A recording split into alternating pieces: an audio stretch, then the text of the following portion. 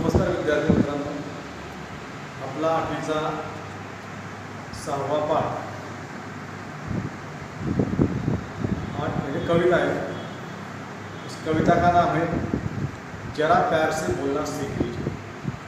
इसके कवि है रमेश दत्त शर्मा। दोस्तों, इस कविता में कवि ने हमें प्यार से बोलना सीखने का संदेश दिया। तो प्रथम हम उस कवि का परिचय करते हैं। कवि का परिचय है, उनका जन्म 1939 जलेसर एटा उत्तर प्रदेश में हुआ। उनकी मृत्यु 2012 में हुई। शर्मा जी 50 वर्षों से पत्र पत्रिकाओं, रेडियो और टीवी के माध्यम से वैज्ञानिक दृष्टिकोण का प्रचार प्रसार करते हैं। आपको विज्ञान के लेखन में दर्जन से अधिक पुरस्कार मिल चुके हैं। मतलब कवि की रुचि विज्ञान की ओर ज़्यादा है और उसमें उन्हें कई पुरस्कार भी मिल चुके हैं। आप कक्षा 7वीं 8वीं से स्थानीय मुशायरों में चचा जलेसरी के नाम से शिरकत कर रहे हैं। मतलब कवि को बचपन से ही शेर व शायरी का शौक था और इसलिए वह 7वीं 8वीं से कक्षा से ही चचा जलेसरी नाम के द्वारा स्थानीय मुशायरों में उनके परिसर में जो मुशायरा हुआ करते थे उसमें वह सम्मिलित होते थे, शिरकत करते थे। अब इस कविता में जरा प्यार से बोलना सीख लीजिए। इस कविता में कवि ने क्या कहा है, क्या बताया है, यह पद्य संबंधी हम देखते हैं। यह एक गजल है। इस प्रस्तुत गजल के शेरों में शर्मा जी ने प्रेम से बोलना, सही समय पर बोलना, बोलने से पहले विचार करना, आत्मनियंत्रण रखना, मधुरभाषी होना आदि गुणों को अपनाने के लिए प्रेरित किया।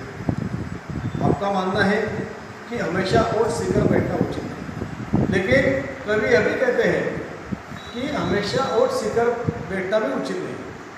मतलब प्यार से बोलना है, चुप रहना है, लेकिन ओट भी नहीं सीखना है।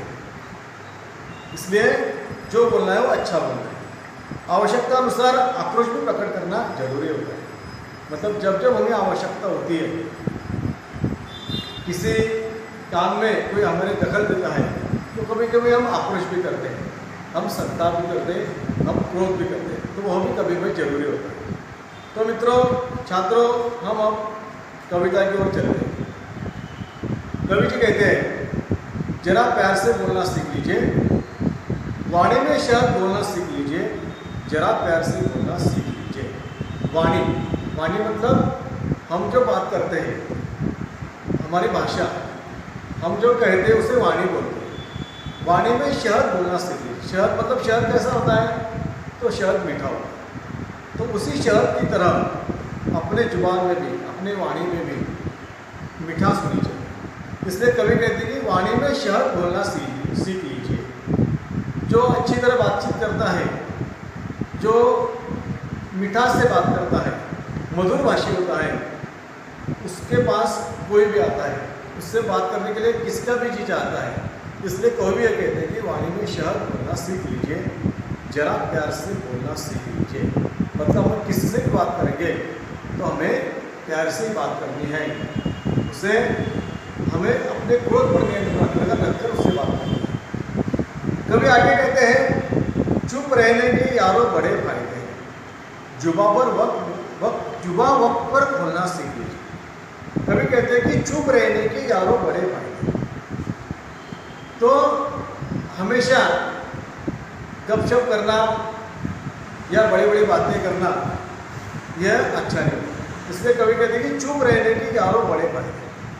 कई बार हम अनाप शनाप बोलते रहते हैं और उससे हमारा नुकसान ज़्यादा होता है। इसलिए कवि कहते हैं कि चुप रहने के यारों बड़े फायदे, चुप रहने को बहुत बड़े फायदे हैं।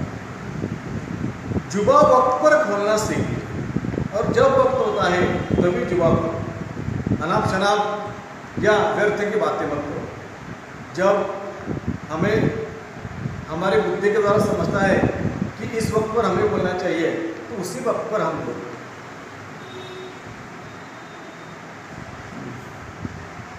तो वह कवि जी कहते हैं कि जुबा वक्त पर खोलना सीख लीजिए। मतलब कभी भी अनाप शनाप मत बोलो। आगे कवि कहते हैं, कुछ कहने से पहले जरा सोचिए, ख्यालों को खुद तोलना सीख लीजिए। कवि कहते हैं कि कुछ कहने से पहले जरा सोचिए।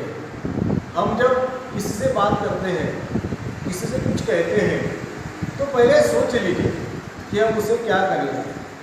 मतलब हमारी बातों से उसे दुख ना पहुँचे, वह नाराज ना हो, उसे क्रोध ना आए, यह हमें सोचना चाहिए, इसका ख्याल करना चाहिए।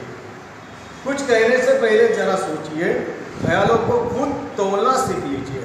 ख्याल मतलब विचार, मतलब कुछ कहने से पहले हमें विचार करके कहना है और उसके द्वारा ही हमें कहना है कि सामने वाला जो कहता है उसे हमारी बातों से कुछ नाराजगी ना प्रकट हो या उसके मन में कुछ दुख ना हो। इसलिए कवि कहते हैं कि कुछ कहने से पहले जरा सोचिए, ख्यालों को खुद तोलना सीख लीजिए।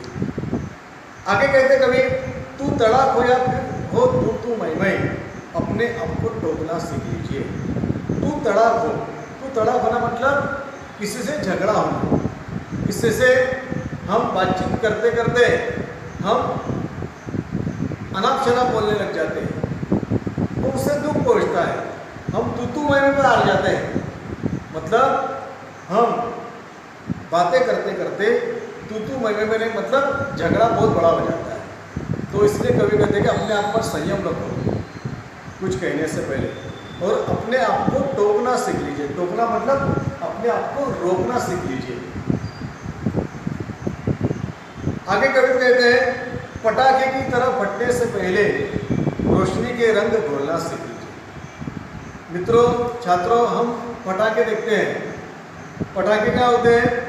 तो पटाखे हम जब उसको अंगार लगाते हैं तो फूटते हैं, फटते हैं। तो उसी तरह पटाखे की तरह फटने से पहले, मतलब हमारे बातचीत के द्वारा या किसी के बात के द्वारा कुछ झगड़ा उत्पन्न होता है, तो उससे पहले क्या कहते हैं कभी कि पटाखे की तरह फटने से पहले रोशनी के रंग घोलना सीख लीजिए। मतलब रोशनी क्या करती है? रोशनी मतलब प्रकाश। तो प्रकाश हमें पसंद करता है, तो उसी प्रकाश के रंग में मतलब हम अपने आप को रोककर, अपने आप पर काबू में लाकर हमें क्या करना चाहिए? तो सामने वाले से मिठास से बात करनी चाहिए, मधुर भाषी हमें होना चाहिए। आगे और कवि जी कहते हैं, कटु वचन तो सदा बोलते हैं काटे, मीठी बोली के गुल रोकना सीख। कटु वचन मतलब हमारा कड़वा वचन, हमारी कड़वी बोली। हम किसी से कटु वचन में बात करते हैं तो क्या होता है? सदा बोते हैं काटे। बोना मतलब रोकना। हम एक आधा पेड़ लगाते हैं तो उससे पहले बोते हैं, तो जब हम फूल का पेड़ लगाएंगे तो उसमें फूल आएंगे, फल का लगाएंगे तो उसमें फल आएंगे, लेकिन कांटों का पेड़ लगाएंगे तो उससे कांटे आएंगे। मतलब हम कटु वचन से जब बात करते हैं तो क्या होते हैं? सदा बोते हैं कांटे। तो कांटे किसको अच्छे लगते हैं? क्या नहीं, कांटे हमें हमेशा तकलीफ देते हैं। तो उसी तरह कटु वचन भी सामने वालों को या सामने वाला हमें कहता है तो हमें उसकी तकलीफ होती है, उससे हम नाराज होते हैं, उससे हमें दुख पहुंचता है। तो आगे कवि जी क्या कहते हैं? मीठी बोली के गुल रोकना सीख लीजिए। मीठी बोली मतलब मधुर भाषा, मधुर बोली, अपने ज़बान में मिठास होना चाहिए। तो इसी के गुल, इसी के पेड़ मतलब इसी तरह बातें करना हमें सीखना चाहिए। मीठी बोली के गुल रोकना सीख लीजिए। बात बेबात कोई चुभने लगे तो बदल कर उसे मोड़ना सीख लीजिए। कभी कभी बातचीत करते करते हमें महसूस होता है कि हमारे बातों से किसी को दुख पहुंचता है, तो बात बेबात कोई चुभने लगे तो उसे, तो यदि बात चुभने लगी, उसे उसका दुख महसूस होने लगा, उसे दर्द होने लगा उस बात से, तो कवि जी कहते हैं उसे तुरंत बदलकर मोड़ना सीख लीजिए। मतलब वह भाषा हमें बदलनी चाहिए और वह उसे हमारी मधुर भाषा में उसे परिवर्तित करनी चाहिए। बात बेबात कोई चुभने लगे तो बदलकर उसे मोड़ना सीख लीजिए।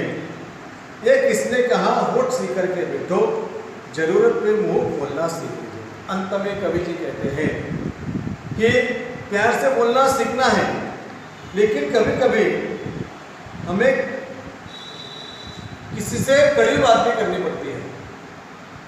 तो कवि कहते हैं कि एक किसने कहा होठ सीख करके बैठो, किसी ने नहीं कहा कि होठ सीख कर बैठो, मतलब चुप रहना है तो हमेशा चुप मत रहो। कभी बात करनी है कि सही समय पर सही वक्त पर हमें किसी से कड़ी बात भी करनी पड़ती है। तो कवि कहते हैं कि यह किसने कहा होठ सीख करके बैठो, जरूरत पे मुंह खोलना सीख लीजिए। जरूरत को हमें मुंह भी खोलना है, किसी को दो बातें बतानी भी है और उसे समझाना भी पड़ता है। इसलिए कवि कहते हैं कि होठ सीकर मत बैठो, जरूरत आने पर अपना मुंह खोलो और उससे अपनी बात बताओ। मित्रों, इस कविता में हमें कवि जी ने कौन कौन सी बातें बताई हैं? तो पहली बात बताई कि अपनी वाणी में शहद जैसी मिठास बोलना सीखो, अर्थात हम मधुर भाषी बनना चाहिए। तुम दूसरे से मीठे शब्दों में बात करो, जब भी बोलो प्यार से बोलो, जब आवश्यकता हो तभी बोलो। अनेक अवसरों पर आवश्यकता नहीं होती तब भी हम किसी को सलाह देते हैं तो वह बंद करो।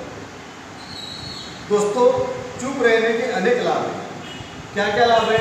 उससे हमारा समय बचता है, उससे हमारी ऊर्जा बचती है और उसी ऊर्जा और समय से हम सकारात्मक कार्य भी कर सकते हैं। आगे कवि ने कहा है, किसी को कुछ कहने से पहले अपनी बात पर विचार करना और फिर बोलना सीखो। मतलब बोलने से पहले अपने शब्दों को हम क्या कर रहे हैं यह तोलने की आदत बनाओ। ऐसा ना हो कि आपकी बातें सामने वाले को दुख पहुंचे। हम जो बातें करते हैं यदि बातें कड़वी होती है तो सामने वाले को दुख पहुंचता है, तो यह बातें मत करो। बातचीत के दौरान कभी कभी वैचारिक मतभेद भी होते हैं, मतलब हम कटुवाणी करके कहते हैं, हम किसी से कड़वा वचन कहते हैं तो हम तू-तू मैं पर आ जाते हैं। लेकिन इस आरोप प्रत्यारोप की स्थिति उत्पन्न हो तो अपने आप को टोककर चुप रहना सीखो। मतलब यदि किसी से झगड़े वाली बात हो जाती है तो पहले अपने आप को रोको। आगे कवि जी ने कहा है कि किसी भी परिस्थिति में दूसरे पर क्रोध में फट पड़ने के स्थान पर हमें प्यार की रोशनी, मतलब प्यार का प्रकाश फैलाना चाहिए। यही उचित है हमारे लिए। क्रोध की प्रतिक्रिया क्रोध से ही होती है और उस क्रोध के द्वारा हमारे हाथ में कुछ नहीं आता। कटु वचन बंद करो, कटु वचन से काटे जाते हैं। इसलिए हमेशा हमें मधुर भाषी होना चाहिए। यह सीख इस कविता से मिलती है।